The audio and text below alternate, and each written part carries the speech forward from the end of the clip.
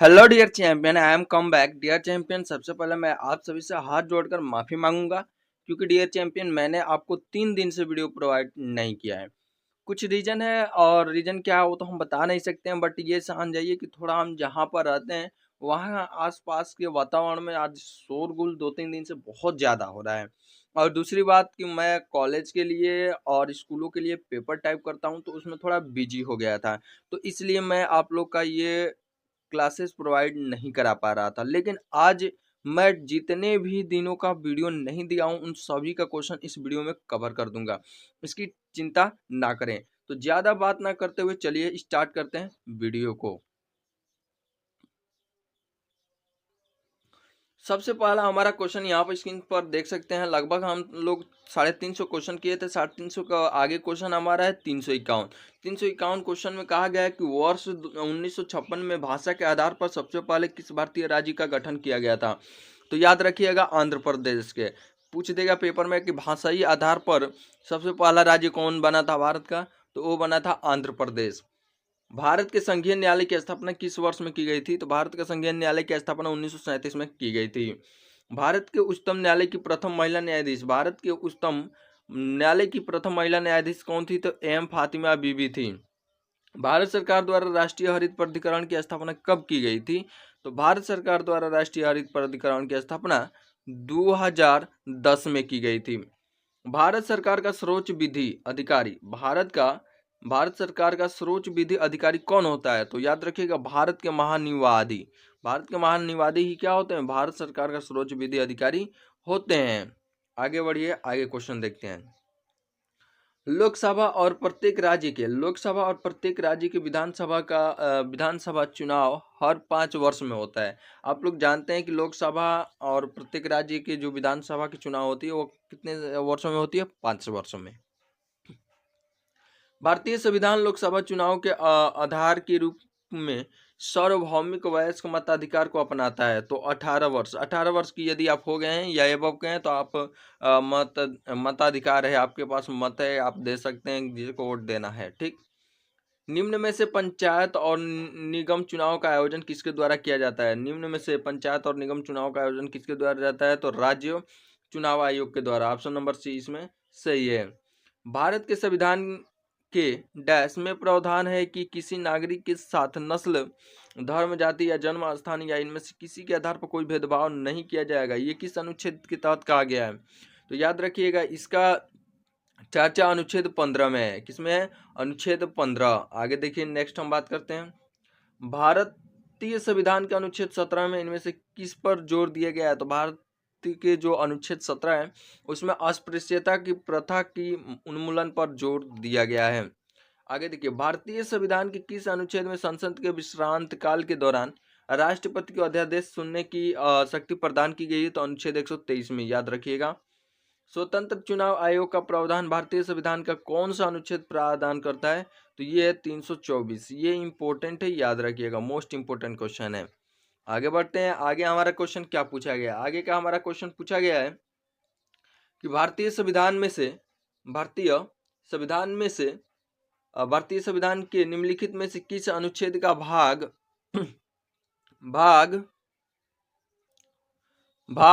XX संविधान और उसकी प्रक्रियाओं में संशोधन करने के लिए शक्तियों को संबंधित करता है? देखिए यहाँ पर यहाँ पर जो लिखा गया भाग XX ऐसे कर तो इसका मतलब क्या है? तो आप लोग, चूंकि हम जानते हैं कि x इक्वल टू हम रोमन में जानते हैं 10 होता है, और एक और x आ गया तो यानी कि 10, यानी कि 2x आ गया, दोनों को मिलाकर कितना हो जाएगा? 20। यानी कि कहा गया है कि भारतीय संविधान के निम्नलिखित में से किस अनुच्छेद का भाग 20 संविधान और उसकी प्रक्रियाओं में संशोधन करने के लिए संसद की शक्तियों को संबंधित करता है? तो अनुच्छेद 368 याद रखिएगा। नेक्स्ट, भारतीय संविधान में शिक्षा के अधिकार 6 से 14 वर्ष को 86वें संविधान संशोधन द्वारा 2002 में मौलिक अधिकारों का अध्याय में एक नया अनुच्छेद शामिल किया गया करके जोड़ा गया था। तो कौन था? 21A।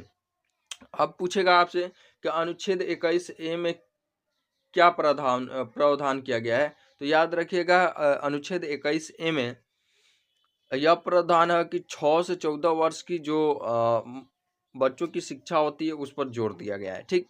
और इसको कब जोड़ा गया था? तो 86वें संविधान संशोधन जब हुआ था 2002 में, तब इसको जोड़ा गया। आगे देखते हैं।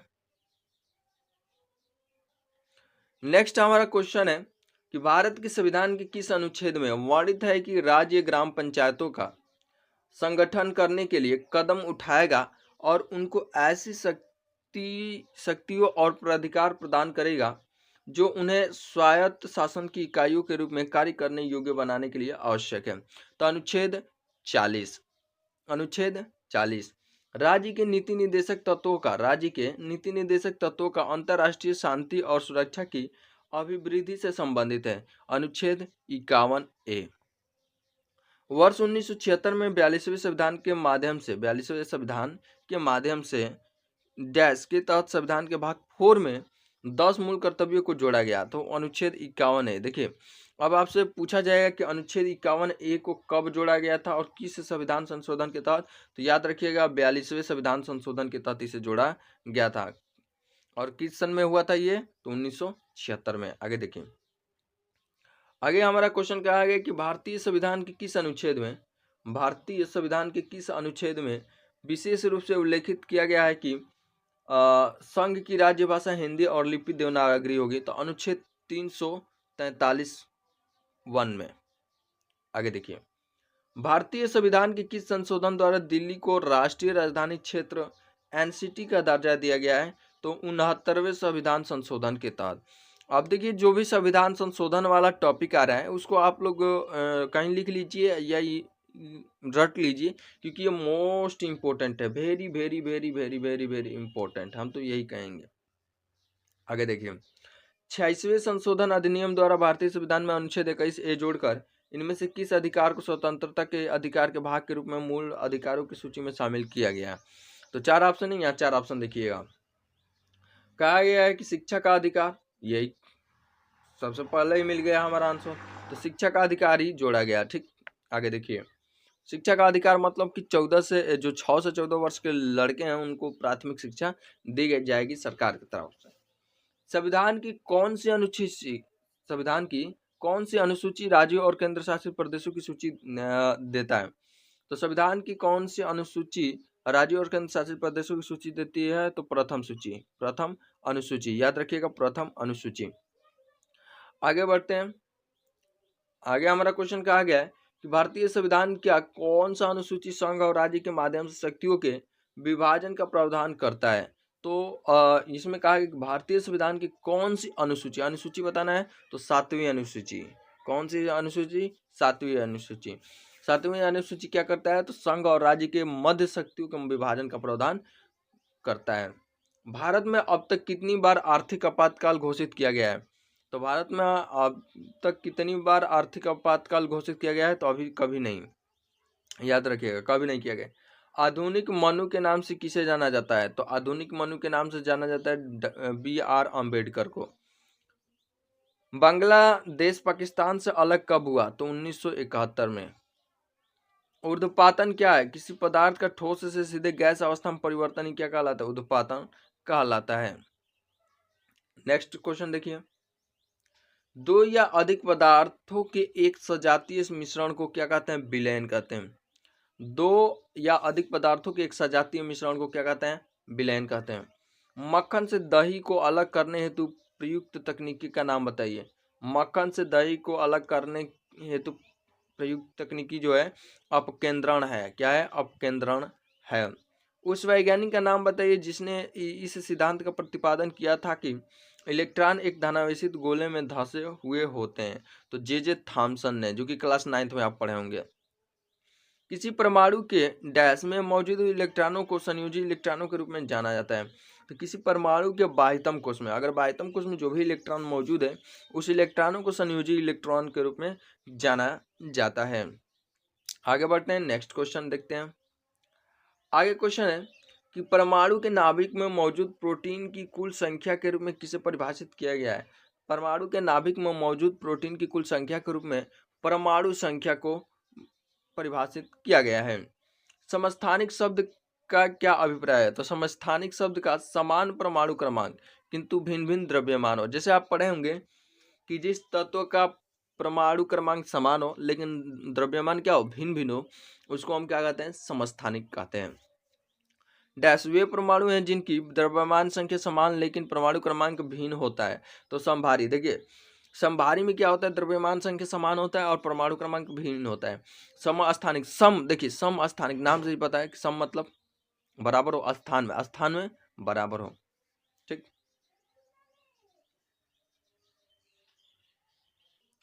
अब आप लोग को डाउट क्लियर हो गया कि समस्थानिक क्या है और समभारी क्या है।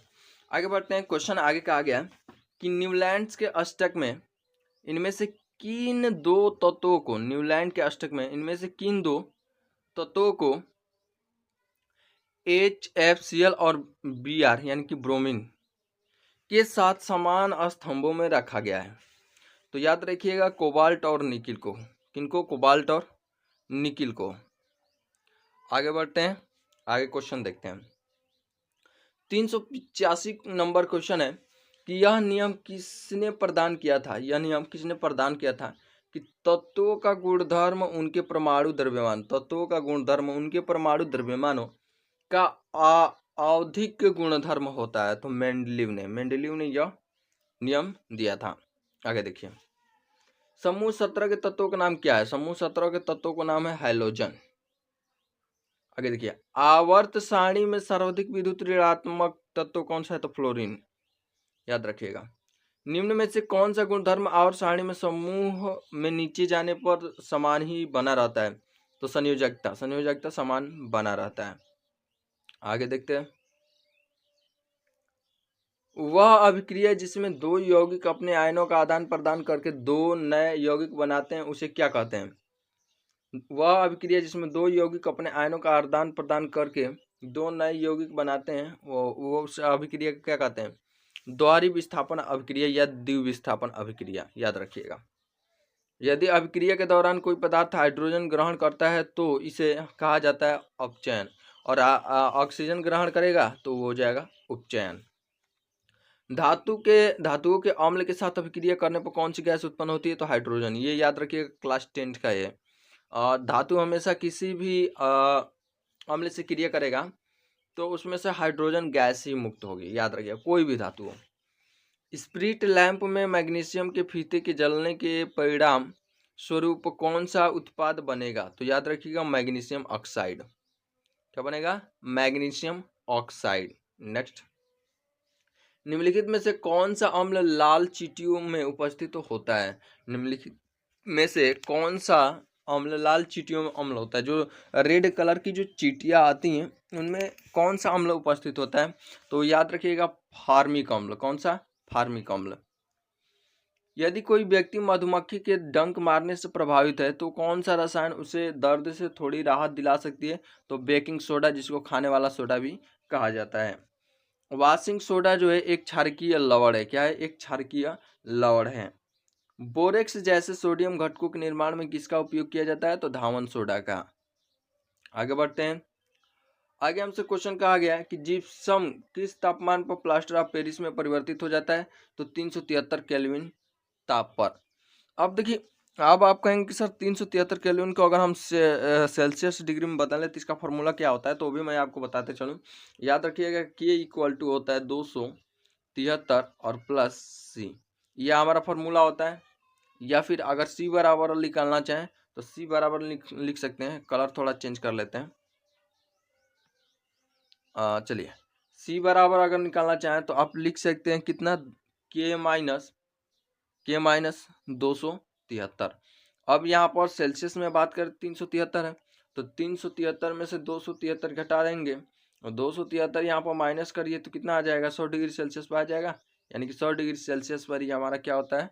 जिप्सम प्लास्टर ऑफ पेरिस में परिवर्तित हो जाता है। जिप्सम को गर्म करके एक रासायनिक यौगिक X तैयार किया जाता है। यह एक सफेद चूर्ण और इसका उपयोग अग्निरोधक पदार्थ के रूप में होता है। यौगिक X क्या होता है? तो प्लास्टर ऑफ पेरिस होता है। अब प्लास्टर ऑफ पेरिस का कभी आपसे फॉर्मूला पूछ दे तो याद रखिएगा CaSO4 इंटू हाफ H2O। ये है प्लास्टर ऑफ पेरिस का सूत्र। और जिप्सम का सूत्र पूछे तो CaSO4 और इंटू 2H2 ये है जिप्सम का फॉर्मूला है, तो ये याद रखना है आपको। ठीक, आगे बढ़ते हैं। ब्लीचिंग पाउडर बनाने में किस गैस का उपयोग किया जाता है? तो क्लोरीन। क्लोरीन याद रखिएगा। ब्लीचिंग पाउडर बनाने में किस गैस का उपयोग किया जाता है? क्लोरीन। लिटमस एक प्राकृतिक अम्ल क्षार संकेतक है जिसे लाइकेन से प्राप्त किया जाता है। किससे प्राप्त किया जाता है? लाइकेन से। हमारे शरीर में पीएच रेंज का काम करता है, कितना के बीच रेंज होता है हमारा पीएच? तो 7 से लेकर 7.8 तक के बीच हमारा पीएच मान होता है शरीर का। किस पदार्थ की उच्च सांद्रता से निम्न सांद्रता की ओर स्वतः गति करने की प्रक्रिया कहलाती है? तो विसरण। बायोगैस एक उत्कृष्ट ईंधन है क्योंकि इसमें 75% तक मीथेन मौजूद होता है। क्या मौजूद होता है? मीथेन। आगे चलते हैं। आगे क्वेश्चन है कि कार्बन निम्न में से कौन सा अपरूप ज्ञात सबसे कठोर प्राकृतिक है जिसका गलनांक और क्वथनांक बहुत अधिक होता है? तो देखिए, कार्बन का एक अपरूप प्राप्त हुआ है जो कि हीरा है, और हीरा का गलनांक और क्वथनांक बहुत ज्यादा अधिक होता है। आगे देखिए, किस प्रकार के कोयले में कार्बन की प्रतिशत मात्रा सर्वाधिक होती है? तो एंथ्रासाइट। एंथ्रासाइट। प्रोपेन का आणविक सूत्र क्या है? तो C3H8 प्रोपेन का आणविक सूत्र है। अब ये थोड़ा डिटेल में हम नहीं बता सकते हैं, बाकी याद रखिएगा, क्योंकि डिटेल में बताएंगे तो इसका सूत्र होता है निकालने के लिए और उसमें ज़्यादा टाइम लग जाएगा, इसलिए आप उसको बस याद रख लीजिएगा प्रोपेन का। निम्नलिखित में से कौन सा एल्यूमिनियम का अयस्क नहीं है? तो बॉक्साइट। बॉक्साइट एल्यूमिनियम का क्या है? अयस्क है। कहा है कि निम्नलिखित में से कौन सा एल्यूमिनियम का अयस्क है? तो बॉक्साइट। बॉक्साइट एल्यूमिनियम का अयस्क है। आगे बढ़ते हैं। सोल्डर यानी कि जो टाका लगाते हैं, टाका किस चीज का बना होता है? तो टीन और शीशा। टीन और शीशा का क्या होता है? मिश्र धातु होता है। आगे देखिए, अधातु ऑक्साइड आमतौर पर होते हैं तो अम्लीय। अधातु ऑक्साइड आमतौर पर क्या होता है? अम्लीय। इत्र और सुगंधित पदार्थ बनाने में किस पदार्थ का उपयोग किया जाता है? तो एस्टर का। किसका? एस्टर का। किस प्रकार की दवाओं का उपयोग अपच के इलाज करने के लिए किया जाता है? तो एंटासिड।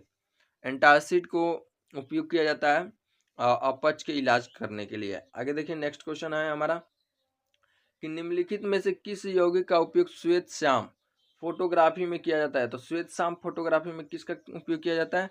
तो सिल्वर क्लोराइड और सिल्वर ब्रोमाइड दोनों का। सिल्वर क्लोराइड और सिल्वर ब्रोमाइड दोनों का।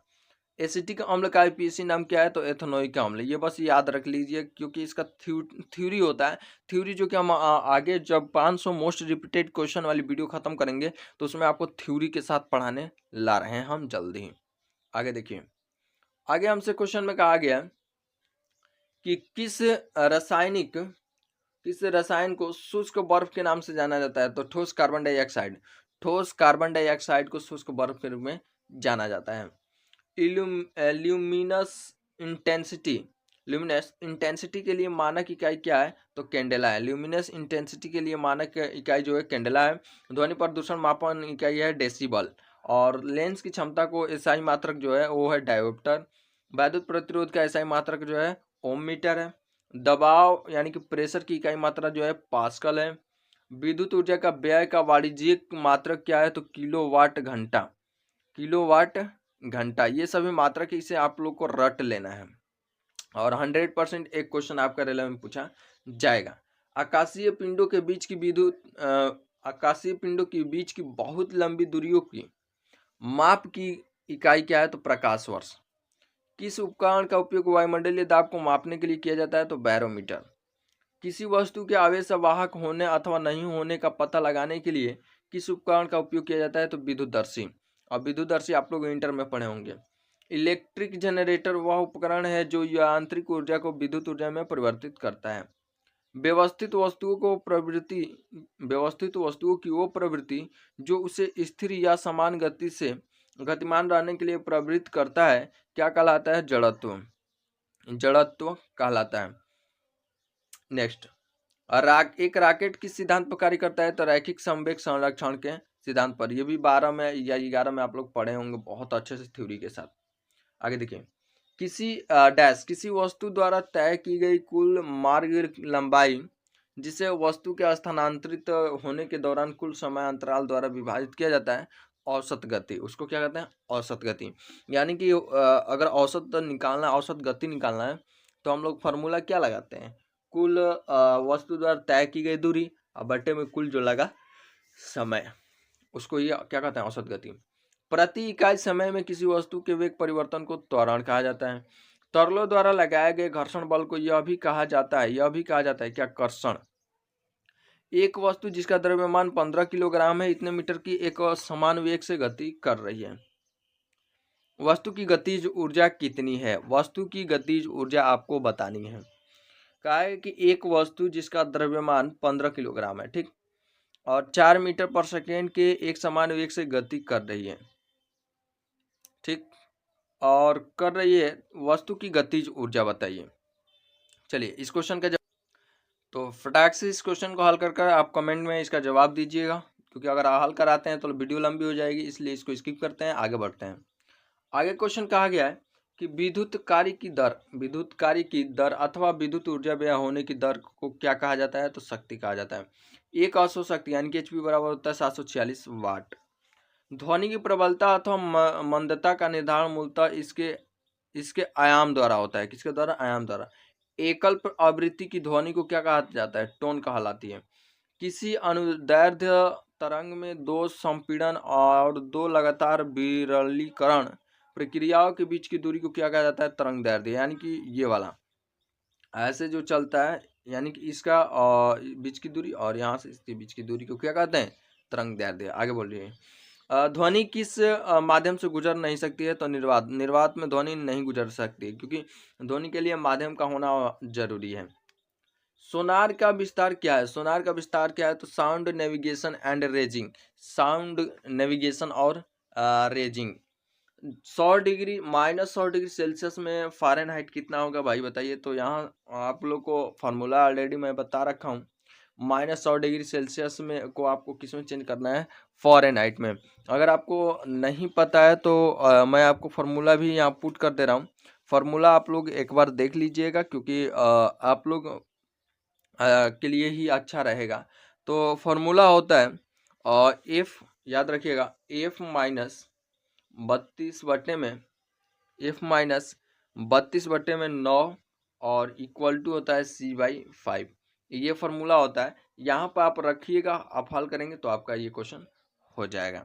तो उम्मीद करते हैं कि आप लोग हल कर लेंगे, इसलिए इसको स्किप करते हैं, आगे बढ़ते हैं। आगे है गोलीय दर्पण के लिए U, V और F के बीच सही संबंध क्या है।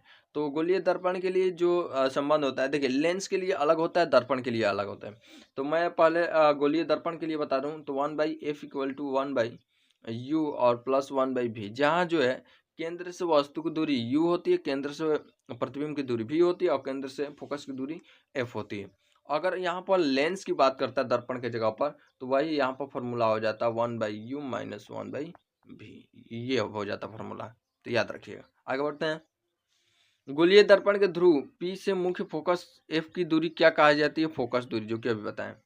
एक गोलीय दर्पण के फोकस और वक्रता केंद्र के बीच की दूरी वक्रता त्रिज्या के पदों में R/2 होती है, R/2 होती है। परावर्तन के बाद वस्तु का समान आकार का वास्तविक और उल्टा प्रतिबिंब प्राप्त करने के लिए अवतल दर्पण के केंद्र पर वस्तु को कहाँ रखनी चाहिए, अवतल दर्पण के केंद्र पर। आगे देखिए, वाहनों में रियर व्यू विंग मिरर के रूप में किस प्रकार के दर्शनों का उपयोग किया जाता है, तो अवतल। जब कोई प्रकाश किरण एक सघन माध्यम से एक विरल माध्यम में माना कांच से हवा में प्रवेश करती है, तो प्रकाश किरण किसकी ओर झुकती है, तो अभिलंब से दूर हटती है। मतलब कहा गया कि देखिए, जब कोई प्रकाश किरण एक सघन माध्यम से विरल माध्यम में जाती है, माना एक कोई कांच है, एक माना कांच है, और इधर वायु है, और मान लेते हैं सघन माध्यम, अब वायु तो सघन है नहीं, तो इधर मान लेते हैं जल है, कांच है, मान लेते हैं इधर कांच है, ठीक, कांच है और उधर वायु है, तो कांच हमारा सघन हो गया। अब ये हमारा हो गया अभिलंब। तो कह रहा है कि जब एक कोई प्रकाश किरण सघन माध्यम से, यानी कि इधर से मान लेते हैं कि यहाँ से प्रवेश कर रही है, इधर से प्रवेश कर रही है, तो वो जो है अभिलंब की ओर क्या होगी, जब कोई प्रकाश किरण एक सघन माध्यम से विरल माध्यम में माना कांच से हवा में प्रवेश करती है तो प्रकाश किरण क्या होती है, तो याद रखिएगा वो हमेशा ऐसे झुक जाएगी। क्या होगी, सॉरी वायु से इधर आएगी तो हमेशा इधर झुकेगी, इधर झुकेगी। यानी कि इससे अस्पष्ट हो रहा है, क्या स्पष्ट हो रहा है, देखिए कि जब हमारा प्रकाश किरण कांच से ऐसे जाएगा तो अभिलंब से ऐसे दूर हटेगा, अभिलंब से दूर हटेगा। लेकिन अगर हमारा प्रकाश की किरण विरल यानी कि वायु से कांच में आता है, वायु से कांच में आता है, याद रखिएगा वायु से अगर कांच में आता है ऐसे तो हमेशा क्या होगा, अभिलंब की तरफ झुक जाएगा। तो इसमें क्वेश्चन जस्ट इसका ऑपोजिट है, कहा है कि सघन से विरल में जा रहा है तो सघन से विरल में जाने पर अभिलंब से दूर हटेंगे। आगे देखिए, गोलीय दर्पण द्वारा प्रकाश के परावर्तन के दौरान किस चिन्ह परिपाटी का पालन किया जाता है, तो नवीनतम नवीन कार्तीय चिन्ह परिपाटी का। रात के समय तारों का टिमटिमाना वायुमंडलीय अपवर्तन के कारण होता है। रात के समय तारों का टिमटिमाना किसके कारण होता है, तो वायुमंडलीय परावर्तन के कारण होता है। इस क्वेश्चन को आप लोग के लिए मैं छोड़ रहा हूँ, इस क्वेश्चन को आप लोग बताइएगा कमेंट में।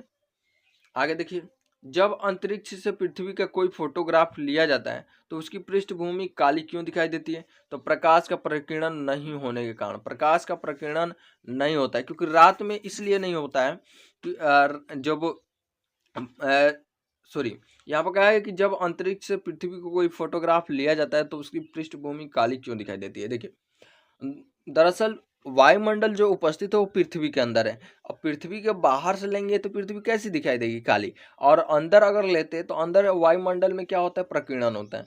अब प्रकाश का प्रकीर्णन हो जाता है जिसके कारण नीला दिखाई देती है।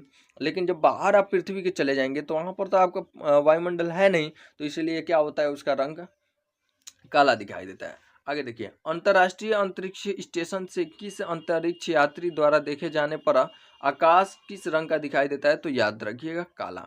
अगर आप अंतरिक्ष से पृथ्वी को देखते हैं तो किस कलर की दिखाई देगी, काला। और आप पृथ्वी के अंदर देखेंगे तो आपको लगेगा कि नीला आकाश है। ठीक, आगे देखिए, श्वेत प्रकाश के 7 रंगों में से कौन सा कांच के प्रिज्म द्वारा प्रकाश के परिक्षेपण के बाद सबसे अधिक विचलित हो जाता है, तो वो है बैगनी। बैगनी सबसे ज्यादा अधिक विचलित होता है। ओम के नियम को गणितीय रूप में किस प्रकार निरूपित किया जाता है, यहाँ जैसे भी विभवांतर आई चालक से होकर प्रवाहित होने वाली धारा है। तो ओम का नियम क्या है, तो ओम का नियम जो होता है भी I equal to we are होता है, याद रखिएगा I equal to we are होता है, ये ओम का नियम है।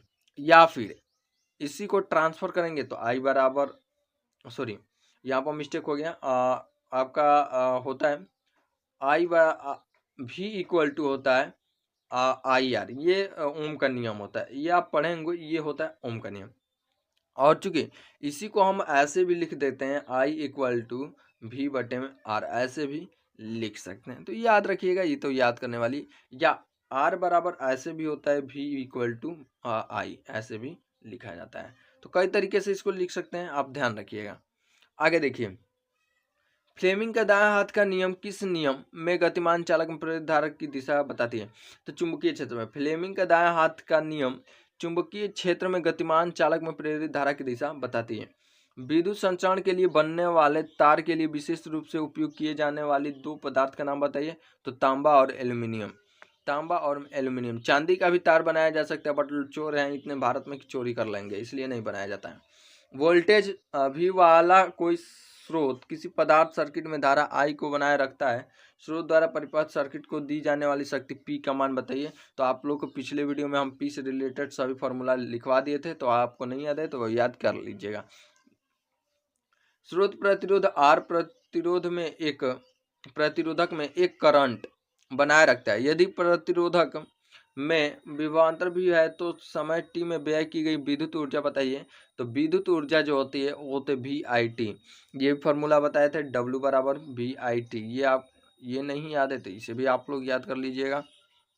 आगे देखिए, 2 प्रतिरोध 10 ओम और 15 ओम समांतर क्रम में संयोजित है। इस संयोजन को 3 वोल्ट की बैटरी से संयोजित किया गया है। बैटरी में प्रवाहित होने वाली धारा बताना है। तो सबसे पहले तो समांतर क्रम में है, तो समांतर क्रम में है तो कुल प्रतिरोध उसमें बताइए, कुल प्रतिरोध कितना होगा। तो कुल प्रतिरोध निकालने के लिए हमारा फॉर्मूला हो जाएगा समांतर क्रम के लिए 1/R इक्वल टू 1/R1 और प्लस 1/R2। ये हमारा फॉर्मूला हो जाएगा। अब हल करेंगे दोस्तों तो हमको पता चलेगा 1/10 + 1/50। अब इसका एलसीएम निकालिए। तो आप कहेंगे कि सर इसका एलसीएम 30 होगा। ये कैसे? क्योंकि इसमें 2 × 5 लिख सकते हैं और इसको 3 × 5 लिख सकते हैं। 5 5 तो कॉमन है ही, और +3 या 2 गुणा करा लीजिए, 6 6 25 30, यानी कि इसका एलसीएम 30 आ गया। अब इसका जब इसमें 30 में भाग देंगे 10 से तो 3 आएगा, 3 से ऊपर गुणा कराएंगे तो 3 प्लस 15 से इसमें भाग देंगे 2 2, यानी कि इतना, यानी कि ये हमारा जोड़ कर आ जाएगा कितना, 5/30। और 5 में जब 30 आ गया तो ये हमारा कितना आया, 1/r का मान ना आया है, 1/r का मान इतना है। अब कटाइए इसको तो 1/ कितना हो जाएगा, 6, यानी कि r का मान कितना आएगा, 6। r का मान हम लोग को पता हो गया कितना आ रहा है, r का टोटल मान हमको पता हो गया। अब क्या कहा है, अब यहाँ पर ध्यान दीजिएगा, अब क्या कहा है, अब कहा है कि 3 वोल्ट की बैटरी पर संयोजित किया गया है तो उसमें प्रवाहित होने वाली धारा का मान बताइए। तो अब यहाँ धारा का मान निकालने के लिए आप एक काम कीजिएगा, धारा का मान निकालना है। अब धारा का मान निकालने के लिए फॉर्मूला लगा लीजिएगा, I = V/R, I = V/R। अब चूंकि V का मान हमारा दे रखा है 3 वोल्ट, 3 वोल्ट रख लीजिएगा। R का मान अभी निकाला है 6। अब इसको करेंगे तो भाई भाग तो जाएगा नहीं, तो इसको पॉइंट में ले जाएंगे तो ये यहाँ पर हमारा क्या हो जाएगा, 0 1 बढ़ जाएगा, पॉइंट में ले जाएंगे तो यानी कि हमारा ऐसे हो गया। अब 6 से भाग देंगे 30 में, यानी कि 6 5 30, यानी कि 0.5 एम्पियर इसका आंसर आएगा। इस क्वेश्चन का जवाब मिल गया होगा। अब आगे बढ़ते हैं। आगे क्वेश्चन है, बहुत मस्त क्वेश्चन ये भी है, तो इसे मैं आप लोग के लिए छोड़ूंगा। ए लंबाई और ए अनुप्रस्थ काट के क्षेत्रफल वाले एक तार का प्रतिरोध इतना है, समान पदार्थ से निर्मित किंतु 2a लंबाई और 4a अनुप्रस्थ काट के क्षेत्रफल वाले तार का प्रतिरोध क्या होगा। तो इसे आप लोग करिएगा, आप लोग के लिए मैं छोड़ दे रहा हूँ। परिनालिका के भीतर चुंबकीय क्षेत्र रेखाएं जो होती है समांतर और सीधी लाइनें होती है के रूप में होती है। नाभिकीय ऊर्जा संयंत्र में प्रयुक्त मुख्य ईंधन कौन सा है, तो यूरेनियम 235 है। आगे देखिए, आगे है कि NNP यानी कि निवल राष्ट्रीय उत्पाद से संबंधित निम्नलिखित में से कौन सा गलत है। तो निम्नलिखित इसमें से गलत जो है, NP = GDP माइनस विदेशी आय और माइनस मूल्यह्रास, यही क्या है हमारा गलत है। आगे देखिए, डैश का कार्य हर समय बैंकों को उधार देने के लिए तैयार रहना है और इसलिए इसे अंतिम ऋणदाता कहा जाता है। तो भारतीय रिजर्व बैंक, भारतीय रिजर्व बैंक का कार्य हर समय बैंकों को उधार देने के लिए ही तैयार रहना है, यानी कि किसी बैंक को उधार चाहिए तो भारतीय रिजर्व बैंक ही देगा उसको। आगे देखिए, 1969 में चौथी पंचवर्षीय योजना के दौरान इंदिरा गांधी द्वारा कितने निजी बैंकों का राष्ट्रीयकरण किया गया था। तो 14। विश्व भर में MNCs द्वारा किया गया निवेश क्या कहलाता है। तो विदेशी निवेश कहलाता है। समाज के समाजवादी पार्टी पैटर्न की स्थापना का आह्वान करने वाली दूसरी पंचवर्षीय योजना का सामान्य तौर पर महालानोबिस योजना कहा जाता है। द्वितीय पंचवर्षीय योजना की रूपरेखा किसने तैयार किया था। तो पीसी महालनोबिस ने किया था। आगे देखिए, आगे एक न्यूनतम समर्थन मूल्य ह्रास यानी कि MSP जो एक कृषि वस्तुओं से संबंधित है। 14वें वित्त आयोग के अध्यक्ष कौन है। तो YB रेड्डी कौन है, YB रेड्डी। रॉबर्ट हुक द्वारा कोशिका की खोज किस वर्ष में किया गया था और किस प्रकार की गई थी। तो 1669 में शायद इसका किया गया, इसके द्वारा किया गया था और किस प्रकार की गई थी। तो कार्क का निरीक्षण करते हुए। मानव कोशिकाओं के केंद्रक में 23 जोड़ी गुणसूत्र पाए जाते हैं। कितने जोड़ी, 23 जोड़ी गुणसूत्र पाए जाते हैं। निम्न में से कौन सी प्राणी लिंग परिवर्तित कर सकता है जो यह दर्शाता है कि लिंग आनुवांशिक रूप से निर्धारित नहीं होता है। तो वह घोंघा जिसको कहते हैं। हमारे शरीर में वसा संचायक ऊतक कौन सा है। तो कौन सा है हमारे शरीर में वसा संचायक ऊतक कौन सा है। तो एडिपोज ऊतक। निम्नलिखित में से कौन अस्थिबंध यानी कि लिगामेंट द्वारा जुड़े होते हैं। तो हड्डी और हड्डी से जुड़ा रहता है। आगे देखिए, आगे कहा गया कि मध्य कान में मौजूद 3 हड्डियों का नाम लिखिए। तो हैमर, एनविल और स्टीरप। आगे देखिए, मनुष्य में सबसे बड़ा पाचन ग्रंथि कौन सा है? तो जिगर। मनुष्य में सबसे बड़ा पाचन ग्रंथि जिगर है। गंध के बोध के लिए कौन सी कपाल तंत्रिका जिम्मेदार है? कौन सी का तंत्रिका जिम्मेदार है? तो ओल्फैक्ट्री। हमारी शरीर में प्रोटीन की कमी से कौन सा रोग होता है? तो क्वासियोरकर, याद रखिएगा, क्वासियोरकर। नेक्स्ट, कौन सा पदार्थ समुद्र में प्रचुर मात्रा में उपलब्ध है? तो आयोडीन। और एक निश्चित कमी वाले रोग में उपयोग भी होता है, जैसे घेघा रोग में आयोडीन। आगे देखिए,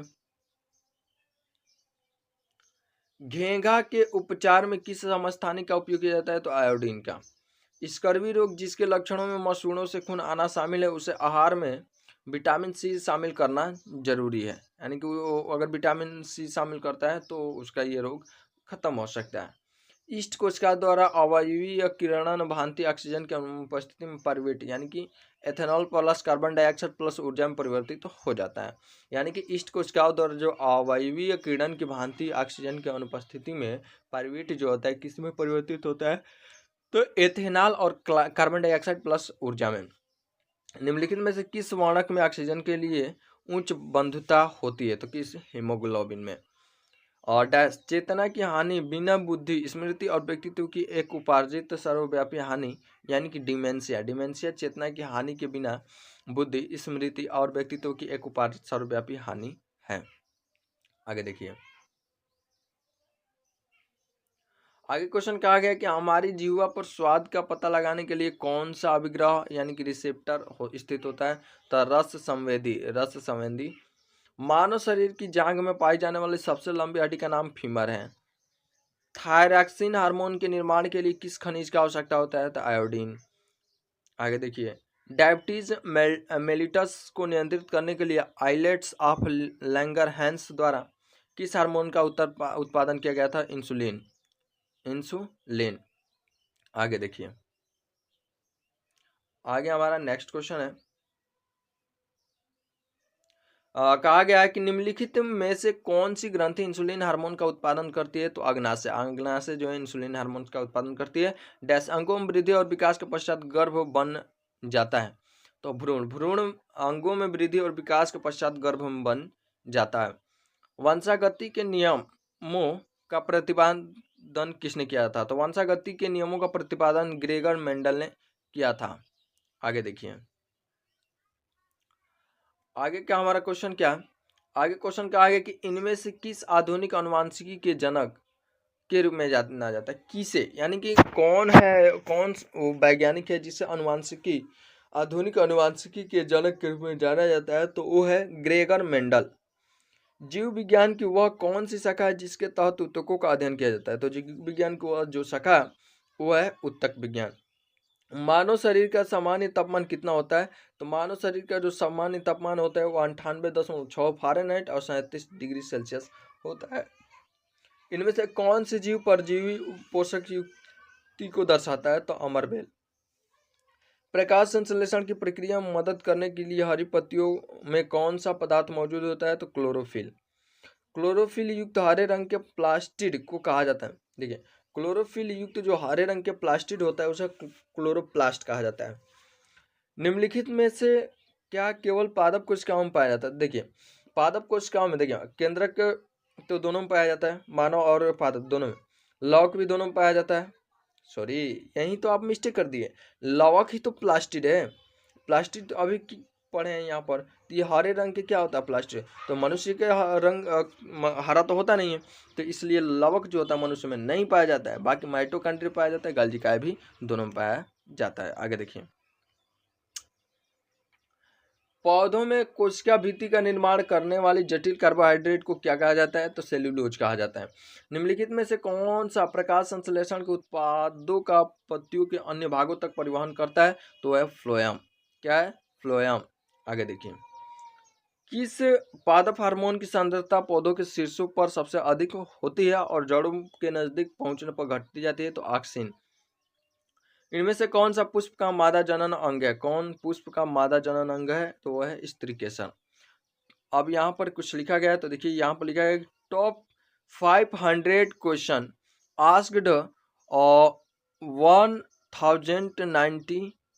909 इतना टाइम्स पूछा गया है, यानी कि 1909 बार पूछा गया है। तो आई होप कि आप लोग को इतना क्वेश्चन पढ़कर मजा आया होगा। ये थी हमारी 500 मोस्ट रिपीटेड क्वेश्चन जो रेलवे एग्जाम में बार बार पूछा गया है, उन सभी को हम खत्म किए। अब आगे जो आप कमेंट करेंगे उस टाइप के क्वेश्चन कराया जाएगा। तो आज के लिए इतना ही, मिलते हैं नेक्स्ट वीडियो में। जय हिंद दोस्तों।